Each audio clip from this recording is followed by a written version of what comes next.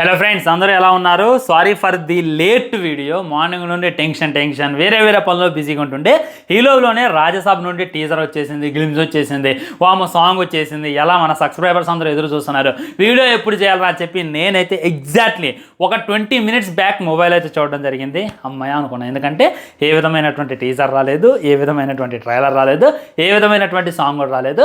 Just ఒక లుక్ను మట్టికి release చేశారు. అబ్బా అనుకున్నాను, ఎందుకంటే లుక్ అంటే ఆ టీజర్ అనేటటువంటి నేను మొత్తం చూడాలన్నమాట. చూసిన తర్వాత ఖచ్చితంగా వీడియో చేయాలి.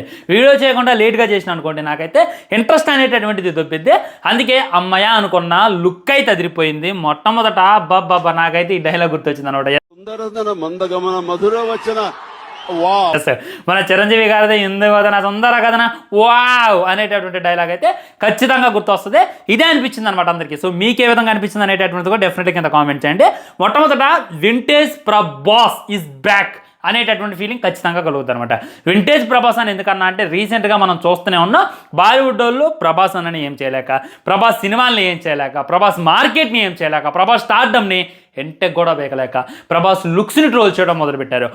బాలీవుడ్ డైరెక్టర్ తీసినటువంటి ఆ సినిమాను పట్టుకొని ట్రోల్ చేయడం. రీసెంట్గా ప్రభాస్ అన్నకి కాళ్ళు సర్జరీ అయింది, చూసుకున్నట్టయితే వీల్ చైర్లో ఉంటాడు, ఇక ప్రభాస్ నడవలేడు, సినిమాలు తీయలేడు అనేటటువంటి అందరికీ కూడా రాడ్ దింపే విధంగా ఈ యొక్క టీజర్ అయితే, ఈ యొక్క ఫస్ట్ లుక్ అయితే ఉందన్నమాట. సారీ, టీజర్లో కూడా ఈ విధమైనటువంటి లుక్ ఉంటుంది అని చెప్పి క్లారిటీగా అర్థమవుతుంది. టీజర్ అప్డేట్ కూడా ఇచ్చేసారండి. మొట్టమొదటి చూడండి, మీరు ఫేస్ జాగ్రత్తగా అబ్జర్వ్ చేసినట్టయితే మామూలుగా లేదనమాట.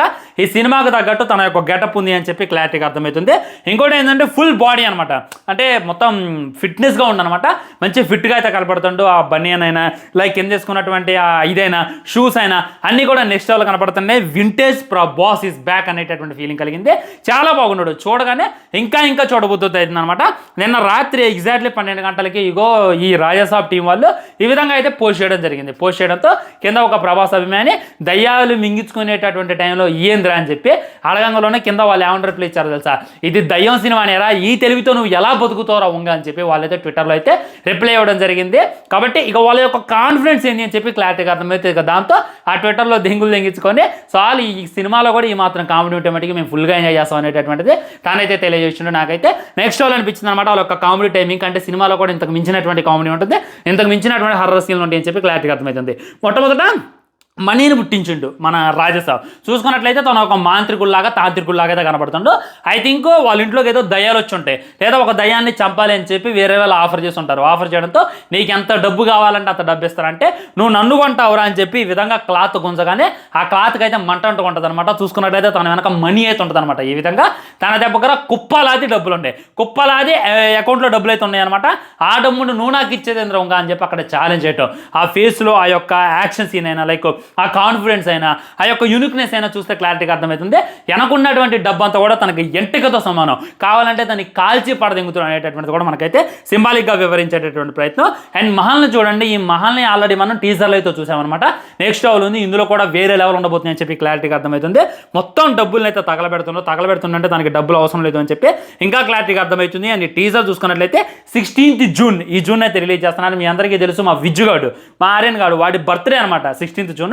పోయిన సంవత్సరం 16th అంటే like 2 years back 16th Adipurush release అయింది. ఆదిపురుష రిలీజ్ అయిన రోజే వాడైతే పుట్టిండు అనమాట. ఇదే విధంగా రాజసాబ్ టీజర్ రిలీజ్ రోజే మళ్ళీ వాడు బర్త్డే అయితే జరుగుతుంది. నాకైతే చాలా హ్యాపీగా అనిపించింది. వీటన్నిటితో December 5th మన సినిమా రిలీజ్ ఉంది అని చెప్పి వాళ్ళైతే అఫీషియల్గా తెలియజేశారు.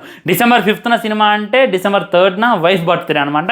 ఈ విధంగా ప్రభాస్ అన్న సినిమా అప్డేట్స్కి మా ఫ్యామిలీలో ఏదో ఒక ఈవెంట్ జరుగుతూ ఉంటుంది అనేటటువంటిది 100% ట్రూత్ ఫ్రెండ్స్. నాకైతే చాలా అంటే చాలా హ్యాపీగా అనిపించింది ప్రభాస్ అన్న చూసినప్పుడు. ఈ పోస్టర్ని చూసినప్పుడు వింటేజ్ డార్లింగ్ ఇస్ బ్యాక్. ఆ పోస్టర్లో నేను హైడ్ అండ్ డీటెయిల్స్ పెట్టానంటే ఇక టీజర్ ఎలా ఉంటుంది అనేటటువంటి దానికోసం అనేది గల్లీ వెయిట్ చేస్తాను అనమాట. మోస్ట్ అవైటెడ్ యాంటిసిపేటెడ్ సినిమా అయితే ఖచ్చితంగా ది రాజసాబు. నేనంతా కూడా కాయిన్కి ఒకవైపే మాట్లాడినా, ఇంకో వైపు ఉంది, అవే ట్రోల్స్ అనమాట.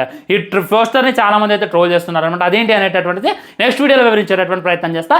మరి మీకు ఏ విధంగా అనిపించింది ఈ పోస్టర్లో మీకు బాగా నచ్చిందండి అనేటటువంటిది డెఫినెట్లీ కింద కామెంట్ చేయండి. వీడియో లైక్ చేయండి, షేర్ చేయండి, ఛానల్ సబ్స్క్రైబ్ చేయండి. వందే మాత్రం, జై హింద్.